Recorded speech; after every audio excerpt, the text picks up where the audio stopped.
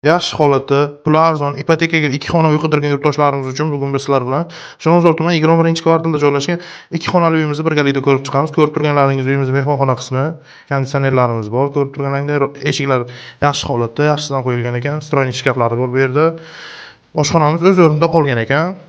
Ko'rib turganlaringdek oshxona kухonniy garniturlari, gaz plitalari bor.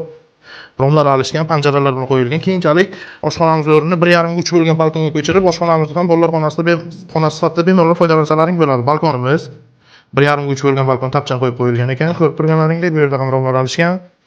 Uyimizning umumiy maydoni 50 metr kvadratga iborat. Zerkalli planirovka deyiladi. Xonalarimiz o'zi ichma-ich bo'ladi. Uyimiz egalari tomonidan alohida ajratilib, o'rtada ko'rib turganlaringdek trimo qoldirib ketilgan. Bu yerda esa ota-onalar yotoqxonasi. Bu yerda ham aboylar, ko'rib turganlaringdek patologlar, lustralar yaxshidan qo'yilgan, romlar alishgan, panjaralar qo'yilgan. Uyimiz 4 qavatli binoning 2-qavatda joylashgan. Glavniy eshikdan kirib kelish, glavniy eshikdan ham yaxshi sifat esiga alishtirilgan va razdельный sanuzelda hojatxona qismi.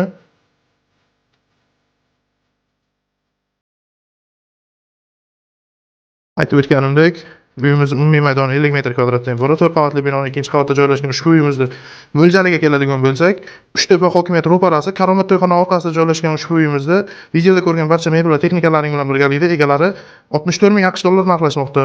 Uyimizni naqd va ipoteka orqali xarid qilishingiz mumkin. Agarda kimgadir qiziq bo'lsa, opsiyadagi raqamlarga qo'ng'iroq qilishingiz mumkin.